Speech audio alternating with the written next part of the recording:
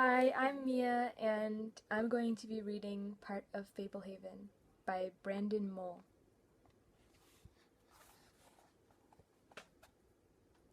Seth tried to flip off the boulder into the pool, but landed on his back. He never could quite make it all the way around. He surfaced and stroked to the side to try again. Nice back flop, Kendra said, standing beside the pool. That was one for the blooper reel. Seth climbed out of the water. I'd like to see you do a better one. Where have you been? I found out a secret. What? I can't explain, but I can show you. Good as the lake? Not quite. Hurry up. Putting a towel over his shoulders, Seth stepped into his sandals. Kendra led him away from the pool through the garden to some flowering shrubs on the outskirts of the yard. Behind the plants lay a large pie tin full of milk, where a crowd of hummingbirds were feeding. They drink milk? He asked. Yeah, but that isn't the point. Taste it. Why? You'll see. Have you tried it? Yes. What's the big deal? I told you, try it and you'll see. Kendra watched curiously as he kneeled by the tin. The hummingbirds dispersed.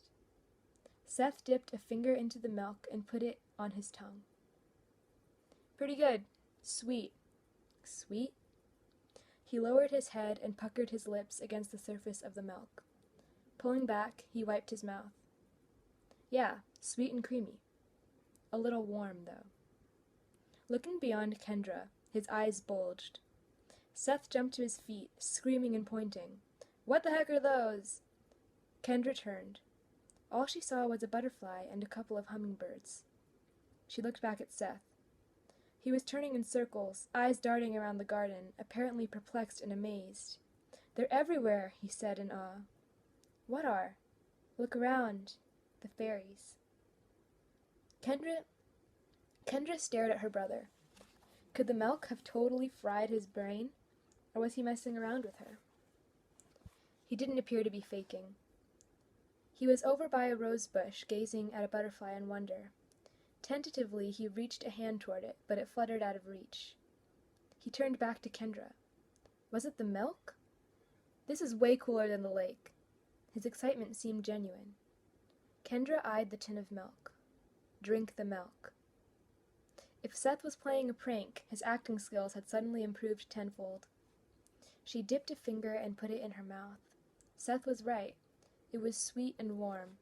For an instant the sun gleamed in her eyes, making her blink. She glanced back at her brother, who was creeping up on a small group of hovering fairies. 3 had wings like butterflies, 1 like a dragonfly. She could not suppress a shriek at the impossible sight. Kendra looked back at the milk. A fairy with hummingbird wings was drinking from her cupped hand. Other than the wings, the fairy looked like a slender woman not quite 2 inches tall. She wore a glittering turquoise slip and had long, dark hair. When Kendra leaned closer, the fairy zipped away. There was no way she was really seeing this, right? There had to be an explanation. But the fairies were everywhere, near and far, shimmering in vivid colors. How could she deny what was before her eyes? As Kendra continued to survey the garden, startled disbelief melted into wonder. Fairies of all conceivable varieties flitted about, exploring blossoms, gliding on the breeze, and acrobatically avoiding her brother. Roaming the pathways of the garden in a haze, Kendra saw that the fairy woman appeared to represent all nationalities. Some to look Asian, some Indian, some African, some European. Some were less comparable to mortal women, with blue skin or emerald green hair. A few had antennae. Their wings came in all varieties, mostly patterned after butterflies, but much more elegantly shaped and radiantly colored.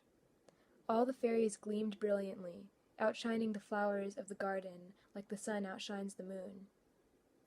Rounding a corner on a pathway, Kendra stopped short. There stood Grandpa Sorensen, wearing a flannel shirt and work boots, arms folded across his chest. We need to talk, he said.